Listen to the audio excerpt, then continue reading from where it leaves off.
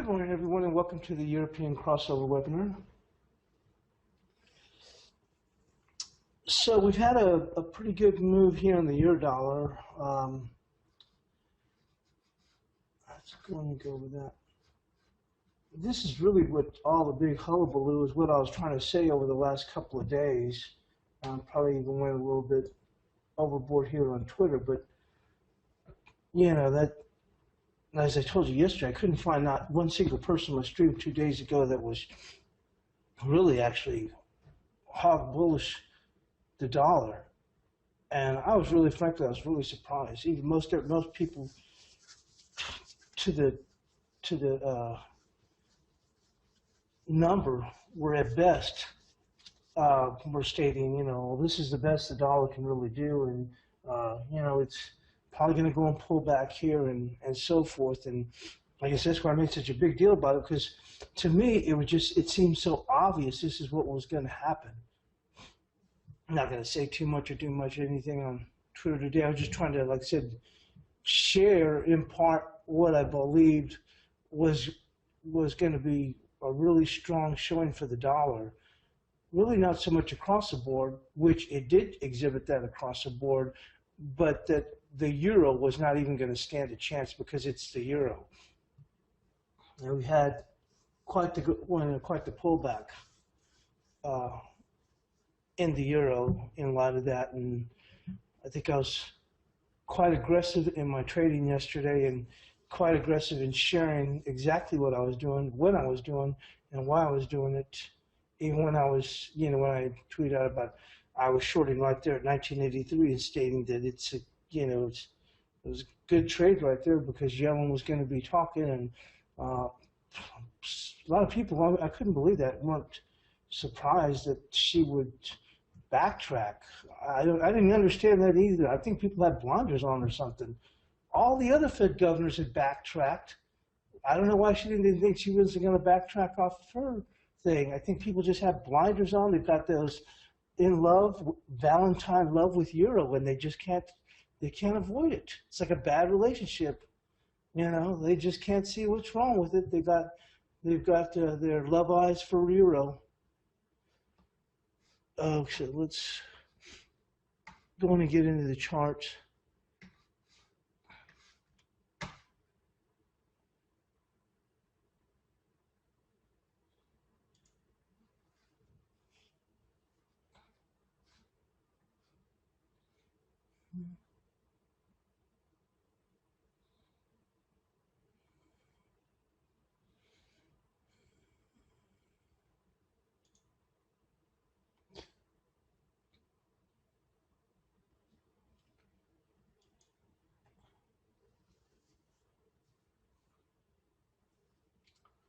So we had, like I said, we've had a pretty great run across the board for the dollar.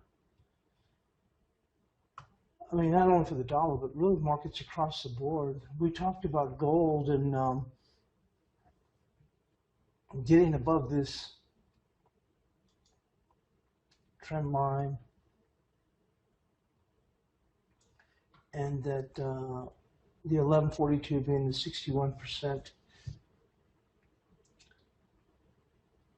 And that getting above 1145 was going to go on and give us a buy, which obviously it did, and we've now slid below that. But we're trading right here in this area. Yeah, this is one of the. I think this market, I think, is spooked dollar bulls, but there are periods where gold, the dollar will move higher and gold will move higher at the same time. It doesn't happen very often, but there are periods when it can happen. And I think this move is really what faked out a lot of traders.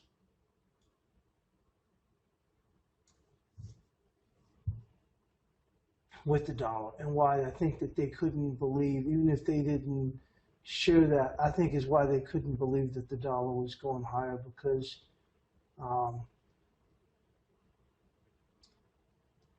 we had gold moving higher, and I guess they thought it just can't happen. The dollar's going to just give a fake out yes, we were at those key levels, but I just thought that the dollar could really take off. So we're going to have to see how we do here against this 1145. We are above the trend line. 1145 launched the buy, which it did have a nice run up in here, but we've gone and pulled back. And really this is just more about the technicals, because I don't have any interest or feeling here for gold, in the sense feeling as far as what it was going to do, and thinking, now, like I said, from a technical standpoint, it's really playing well. We talked about this 1124. We'll probably highlight this here.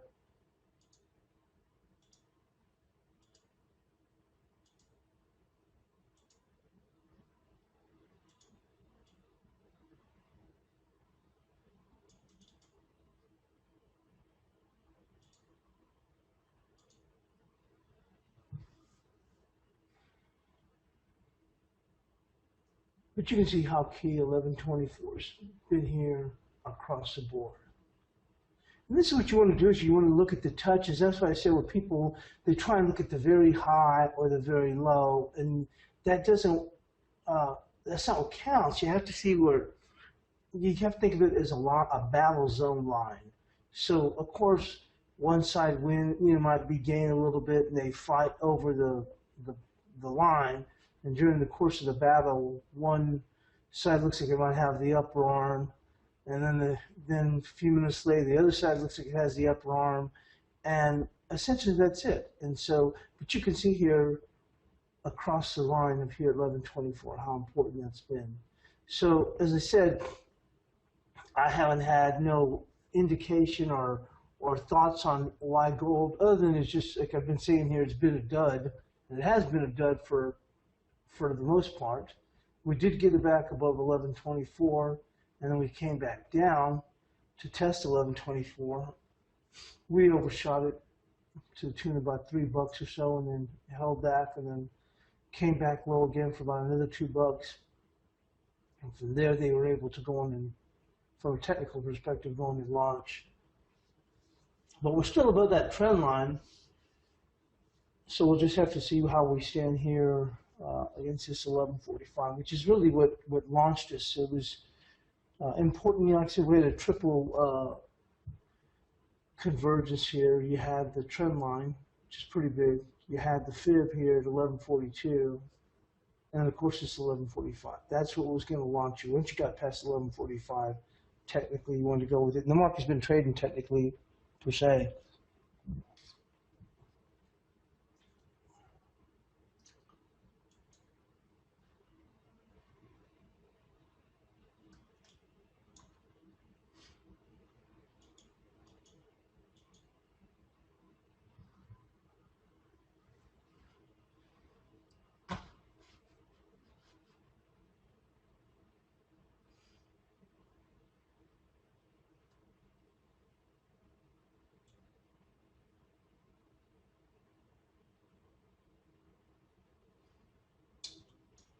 So yesterday we highlighted this 1283, and I said that this was going to be the bias pivot right here. And we made a pretty good run. Like I said, I was, one of the reasons also I was so bearish euro dollar is because of its inability to rally here. Even after Draghi finished talking, because I was thinking, okay, after this big move, which I was surprised that we just kept falling and falling.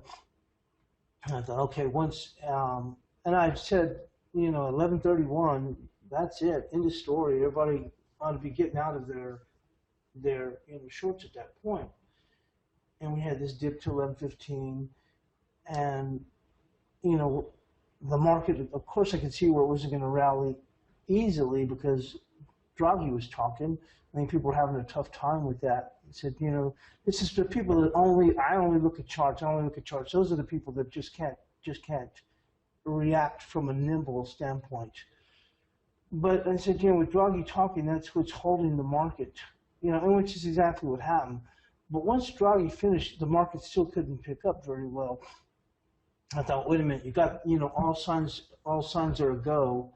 now you can go on and really launch up, and the market was really having trouble. That told me that the market was really having some problems there, and I'm thinking the market is deeply oversold after 350 pips, and still can't really pick itself up even after all all signs look to go, and that indicated to me that the rebound was going to be quite questionable.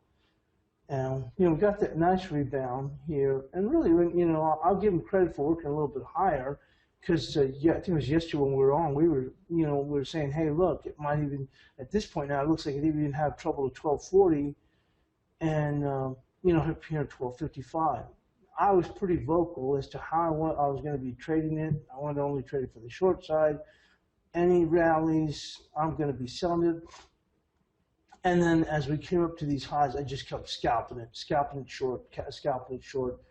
And I was surprised, like I said, when we made all the way up to here to 1283, people got a little bit excited, once we got up here into the 1290s. Actually, my last scalp was 1289. I almost didn't put that trade on, so I was thinking, oh man, this thing looks like it's going to make it to 1307. I thought, you know what, that's where they want to go. And that's why I think it's so important that you have your levels above and below and your fibs. When I say that, most people look at a chart and they go, oh yeah, well, I know where the levels are above and below. I'm saying is, you have and understand how the market wants to trade to those levels or below those, or the levels below. Keeps your head about you. Because I already had a short position here, and yeah, I was making money scalping as we moved up into these highs. I just, take it on, let it pull back, take it on, let it pull back, take it on. I would just, I maintained a short position, but I was scalping it on these pullbacks. Any kind of little pullback, I'd grab myself, 10 pips, or just, something just keep, at least from my perspective, I have a short position, but I'm still having some income coming in, the way I looked at it, or the way I perceive it when I'm trading up against it. Just keep, hammer back, cover. And it goes up here, hammer back, cover, goes up, and I was like, yeah, I wasn't too thrilled when it started even going higher. And my last scalp was at 1289. And I thought, to the nice, I thought, what, maybe I shouldn't even do this. This thing looks like it wants to go to 1307. If it goes a whole lot higher than that last scalp, I'm just going to have to, take a loss on that one. And because I'm not sure much higher it can go if it wants to squeeze a little bit higher. So I was surprised myself that we were even able to make it up into the 90s. But, like I said, then finally the market started giving in. And just started, I was even surprised to the extent it started feeding on itself. I had actually, of that trade, I'd covered it all. Right when Yellen started giving her speech, or actually the headline started coming across the text of her speech, I thought, that 1190 area was an area for them to cover, and I covered the last of it. And then I was looking for a bounce, which never did come to fruition on your dollar. But we come down here to this 1115, we've revisited, and we've seen a very nice rebound. And that was my concern was, like I said, you could come into a Friday and have the market working lower. Obviously, we're now coming a return trip back to this 1172 here. If you've had a chance to get long, this is a pretty good area probably to lop off some of that risk. We're going to move into the 30-minute to see where we stand. Hope some of y'all benefited or went along for those trades yesterday. I know a few people did that commented to me that went along for me on the trades across the board. One guy I know that I know he had tweeted out, when I mentioned I was shorting right there at 1283, he jumped in and he did really well. He told me when I covered half of the short position, was it at 1225? Yeah, 1225. which left me with still 1/4 because there's only a whole time was only a half size. Um, he had covered half of his position. I don't know how much further he was going to go and ride it, but that guy did really well. Jose says he still has a short running. Well, Jose, I mean, you have to, like yesterday, you know, I jumped out the last of the position at 1192. Well, actually, I think I got filled like at 1195. I think before. I mean, because it was right in a real quiet period of FX. I just hit the button just to cover it market, and it kind of was jumping around. And I think I saw 1192, but at that time there's a gap there where it's trading, it's real thin, so it started spiking around. I think I ended up getting filled at like maybe it was 1194.5 or something like that. But I remember I saw that when I clicked it, then I saw 1192, and boom, it's just kind of like darting back and forth. And honestly, I was happy just to get out at that point because I didn't think we could go too much lower at that moment. And I thought we'd see a bounce, and I was going to be happy to go and sell 1225. But you have to, look. Here's the key: you needed to be covering this thing, in my eyes, when we came down to this 1115 area here. Because look, that's the top of this key zone, and there's a retest. Now, what you could have done is I could see where you'd say, I think they might even have a chance at 1087. I'm going to go in and give it a chance to spot up, get past some stops. But once it started to move up, then maybe you think, what, looks like they're going to hold. I guess it depends. If you really think at this point, now I think that eventually the euro is going to work a lot lower. And I said that, you could come into a Friday and it could be working lower. But it depends on where you're short from. I mean, if you're short from way up here and you're saying, I don't care, I'm riding euro all the way to 108, well, then I guess it doesn't make as much difference. For me, I'm gonna be, that's why I have these levels. Not only do I mark them off, but when I mark off these zones mean something. We'll go in and increase this a little bit bigger.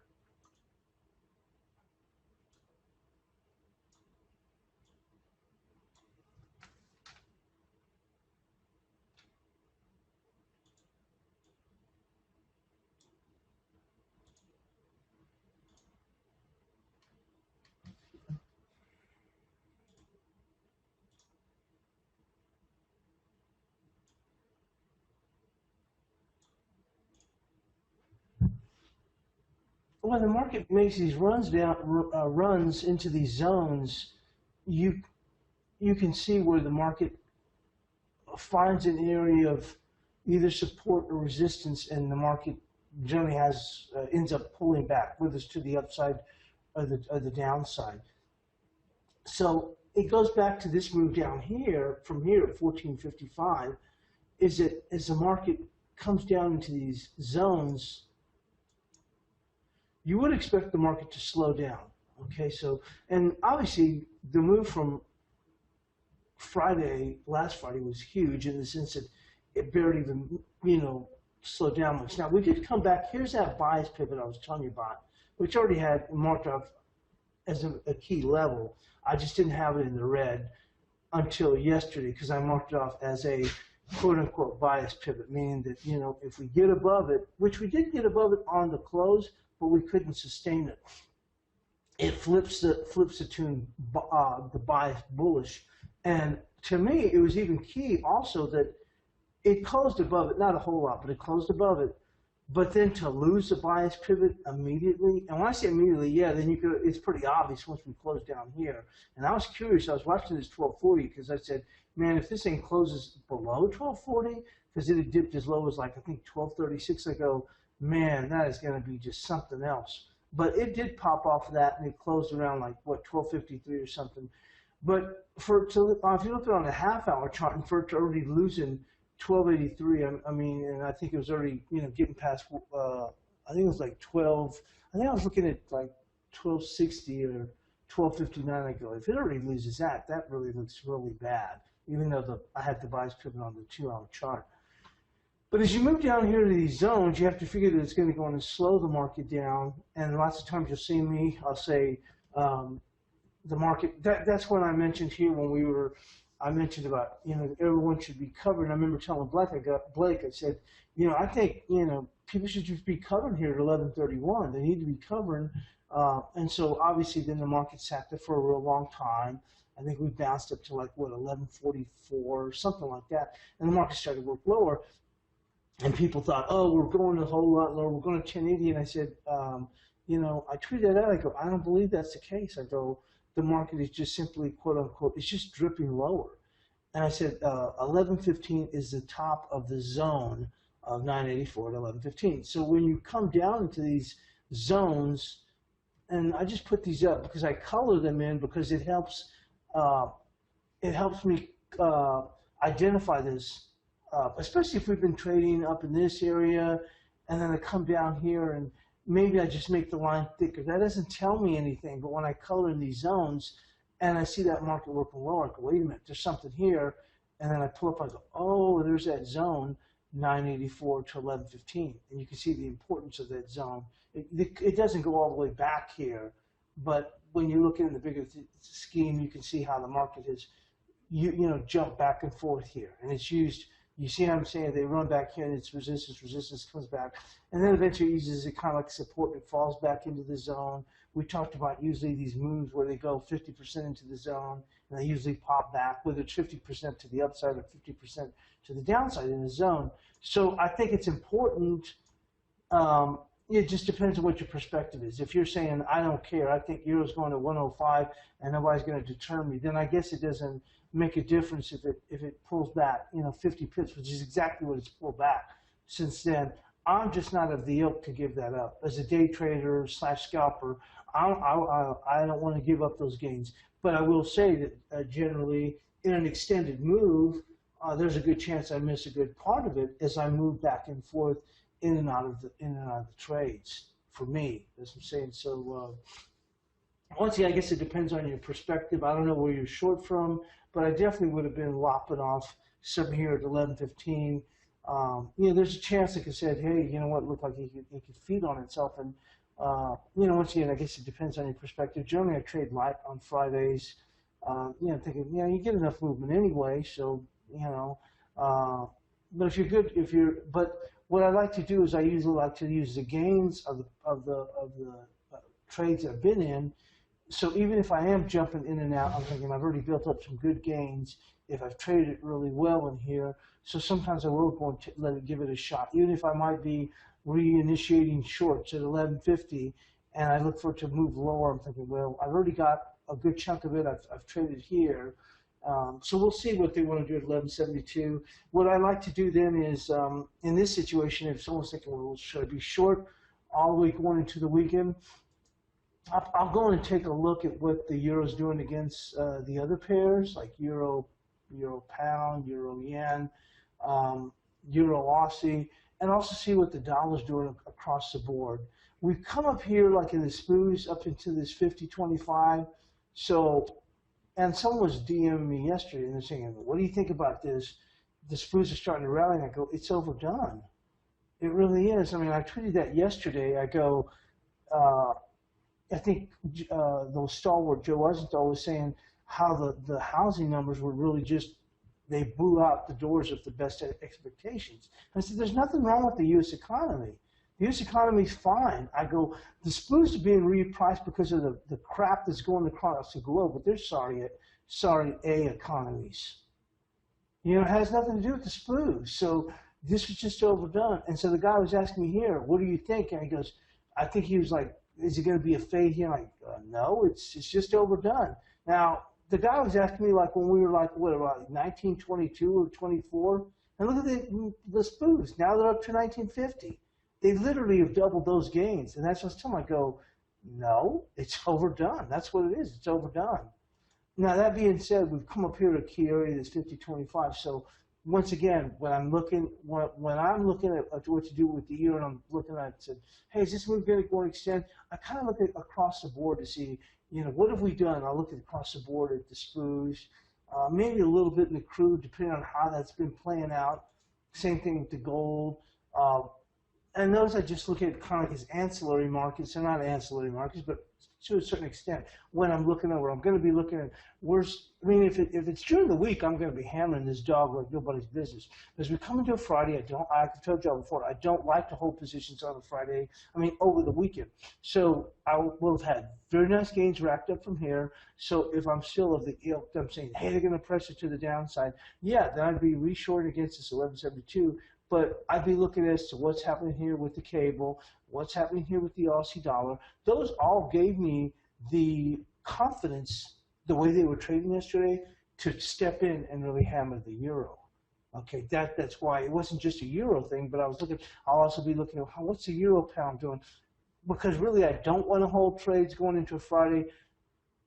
And the market is overdone here, so if I want to really lean that way, I'll be looking across the board. So we're going to take a look at the 30 minutes. So just trying to give y'all really an idea of what I'd be looking at if you want to go in and press it on the short side. Let me get into the 30 minute.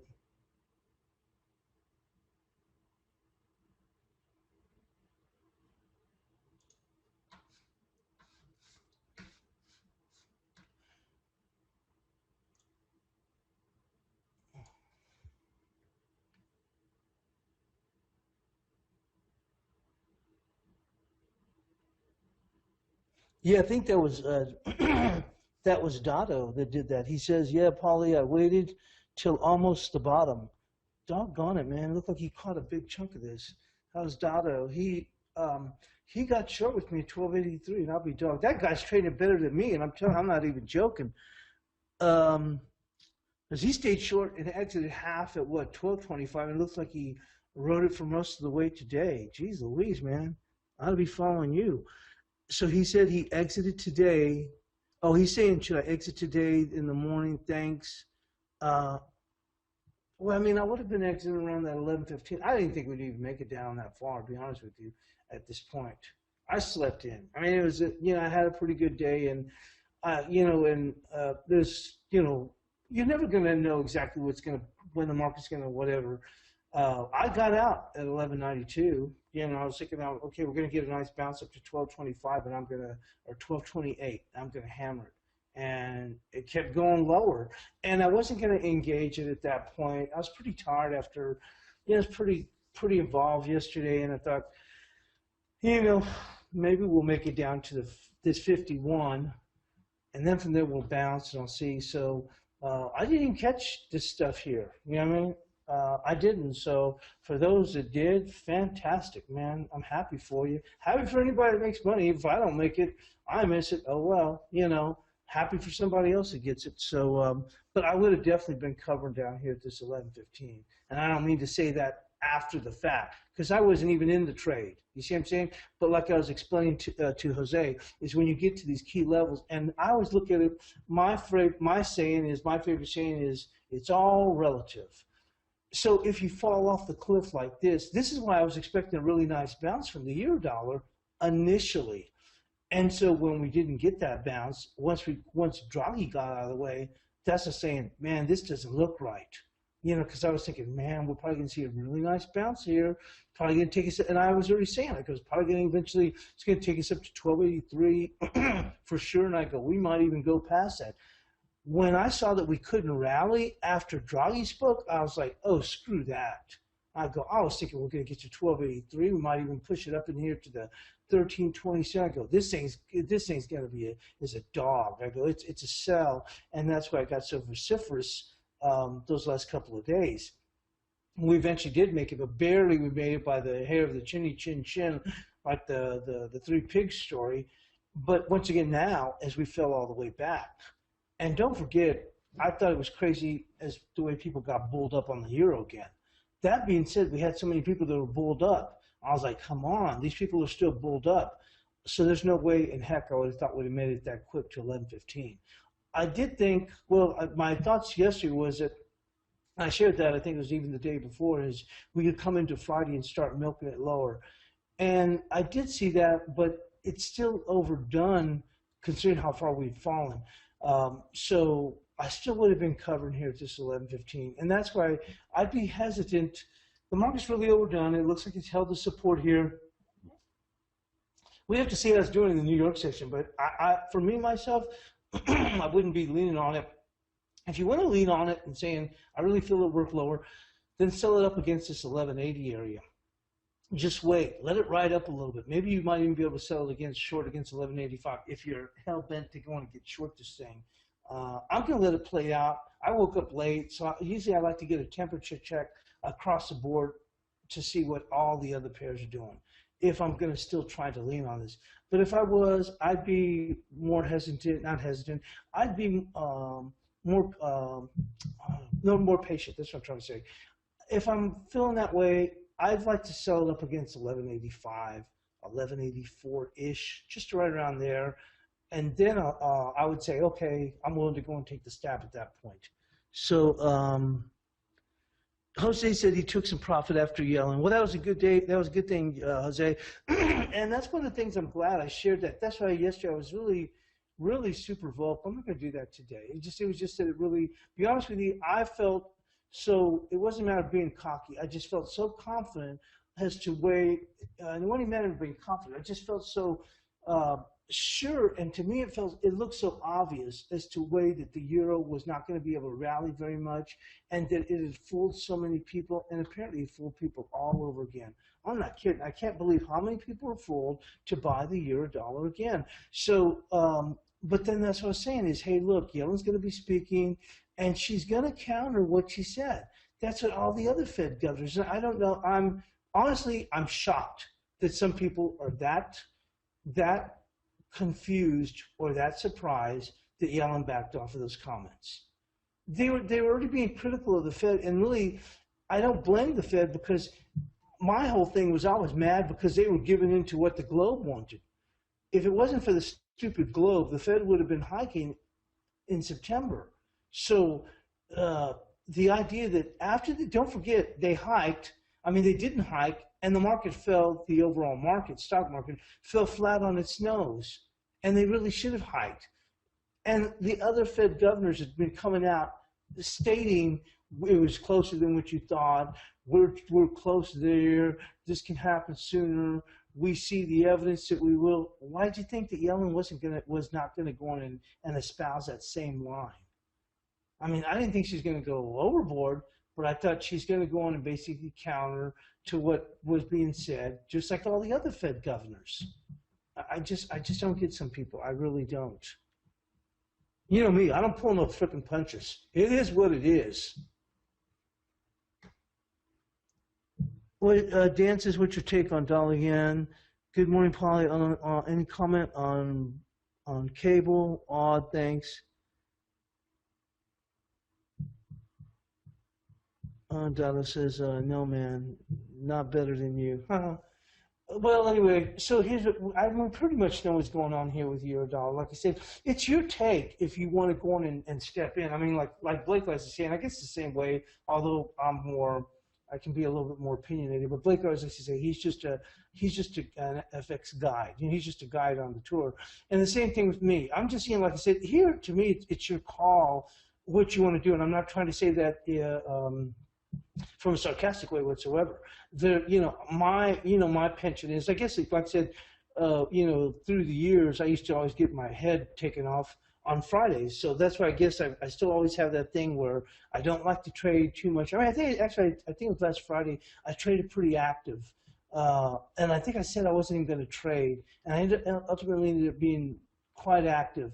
But like I said, it's your call. I mean, I think, like I said, when I was short here in the Eurodollar, and we were up here this 1307, not 1307, but I mean, we were up here in the 1290s. I thought we might make it up to 1303 because I was already looking into how far they could go on and run up here on the 2-hour chart. It was 1307. I was thinking, well, this kind of sucks that we're here, but just remember that what you've been saying is, in the end, you'll get your money back no matter what with the Eurodollar. So I was like, man, this kind of sucks, but okay, whatever.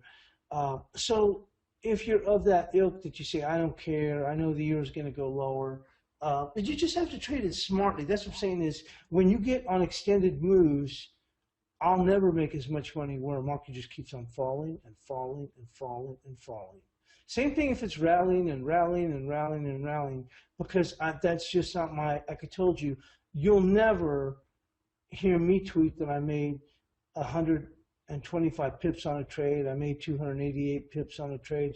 That's just not my style. That's not the way I trade.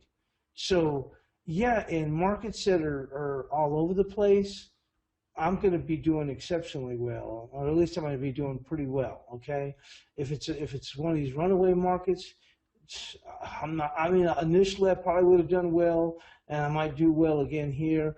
But I'm so going to miss all the big chunk of it if it just keeps on going one direction, because I like to go on and trade the ranges back and forth. I'm looking at fibs, the return fibs this way, the return fibs that way, looking at the levels and looking at the zones. And that's the way I trade, even though I do put a lot of emphasis on, and it's not so much fundamentals, it's the stories or whatever the theme is that's coming across. And that was the whole thing I was saying, is this whole funding theme and all this, and I saw people tell me, risk is back on. That's why the euro, you know, whatever, guys, whatever. You know what? Memo to you. Thanks for the other side.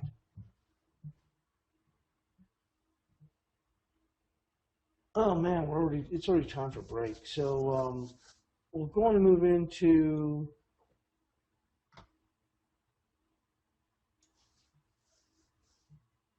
we'll take a look at dollar yen. Let's see what we're here on dollar yen. Let's go move into the 2-hour chart. We'll take a quick break, and then we'll also look at cable also.